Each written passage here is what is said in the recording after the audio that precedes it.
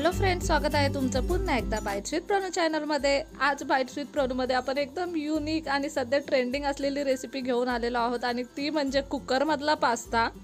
सध्या सगळेच कुकरमध्ये पास्ता बनवतात, म्हटलं आपण सुद्धा बनवूयात। त्यासाठी सगळ्यात पहिल्यांदा तर आपण हा पेने पास्ता घेतला आणि त्यानंतर घरी ज्या काही व्हेजिटेबल्स असतील त्या आपण घेतलेल्या आहेत।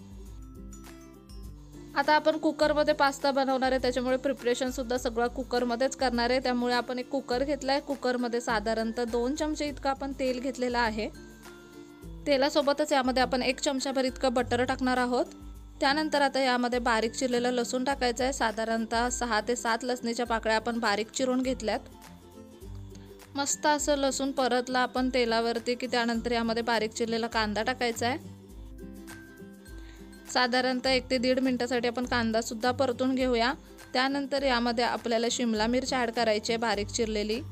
तुमच्या आवडीप्रमाणे तुम्ही यामध्ये कोबी, गाजर कोणत्याही भाज्या टाकू शकता।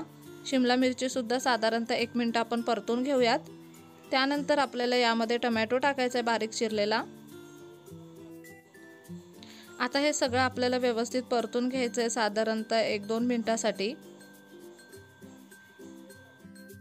भाज्या लवकर शिजण्यासाठी आपण यामध्ये आता मीठ ॲड करणार आहोत। यानंतर आपण यामध्ये मीठ नाही ॲड करणार आहे, त्याच्यामुळे आत्ताच पुरेशा प्रमाणामध्ये मीठ आपण इथे टाकून घेतलेलं आहे। आता या भाज्या अगदी मस्त अशा परतून घेतल्यावर यामध्ये आपल्याला मसाले टाकायचे आहेत। त्यासाठी सगळ्यात पहिल्यांदा तर आपण अर्धा चमचा गरम मसाला, अर्धा चमचा धने पावडर आणि अर्धा चमचा लाल तिखट पावडर टाकलेले आहे। त्यानंतर अगदी पाव चमचा इतके हळद आपण यामध्ये टाकली आहे। हे सगळं आता व्यवस्थित परतून घेऊयात। तुमच्याकडे जर घरी पास्ता मसाला असेल तर तो सुद्धा तुम्ही यामध्ये ॲड करू शकता, नसेल तर नाही केला तरी प्रॉब्लेम नाही। माझ्याकडे नव्हता तर मी केला नाहीये, तरी पण पास्ता एकदम छान बनतो। आता हा जो पेने पास्ता आहे तो आपण यामध्ये टाकलाय। तुम्ही कोणत्याही पद्धतीचा पास्ता वापरू शकता। साधारणतः 2 वाट्या इतका पास्ता आपण यामध्ये टाकलेला आहे। आता हा व्यवस्थित मिक्स करून घेऊयात। हे भाज्या आहेत, मसाले आहेत, ते सगळे पास्त्याला व्यवस्थित लागले गेले पाहिजेत। आता यामध्ये साधारणतः 1 चमचाभर इतका आपल्याला चिली सॉस टाकायचा आहे आणि त्यानंतर 1 ते 2 चमचे इतका टोमॅटो सॉस टाकायचा आहे। हे सगळं व्यवस्थित मिक्स करून घेऊयात परत।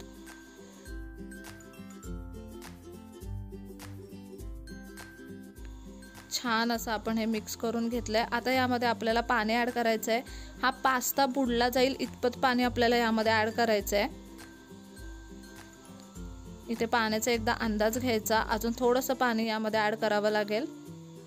इथे तुम्ही पाहू शकता पास्ता पूर्णपणे पाण्यामध्ये बुडलेला आहे। अशा पद्धतीने आपण पाणी यामध्ये ॲड केलंय।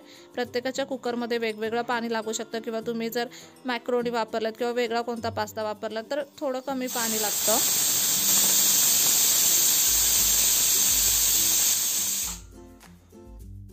इथे आपण कुकरला साधारणतः 3 शिट्ट्या करून घेतल्यात आणि कुकर थंड करून घेतलाय। कुकर थंड झाल्यानंतरच उघडायचा। इथे पूर्णपणे कुकर थंड झालेला आहे आणि आता तो आपण उघडलाय तर तुम्ही इथे पाहू शकता अगदी परफेक्टली पास्ता शिजलेला आहे। खूप जास्त ओलसर सुद्धा झालेला नाहीये आणि पूर्ण सुकलेला सुद्धा नाहीये। पास्ता अजिबात तुटला नाहीये, अगदी व्यवस्थित शिजलाय। काहींच्या कुकरला 2 शिट्ट्या सुद्धा लागू शकतात, आपल्या कुकरवरती डिपेंड आहे। त्यानंतर आपण यामध्ये वरून मोझरेला चीज टाकणार आहोत। आता पास्ता गरम असल्यामुळे ते आपोआप वितळून जाईल। भरपूर असं मोझरेला चीज यामध्ये टाकलेलं आहे आपण। तुमच्याकडे मोझरेला चीज नसेल तर तुम्ही इतर कोणतंही चीज यामध्ये टाकू शकता। हे व्यवस्थित मिक्स करून घेतोय आपण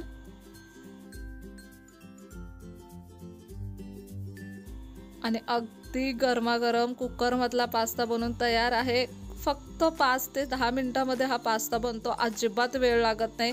मुलांना ना पास्ता खूप जास्त आवडतो, पण तो बनवायला खूप मोठी प्रोसेस असते, त्याच्यामुळे आपण कधी कधी कंटाळा करतो। अशा वेळी तुम्ही हा वाला पास्ता मुलांना देऊ शकता। हा पास्ता ना खरंच खूप इन्स्टंट बनतो।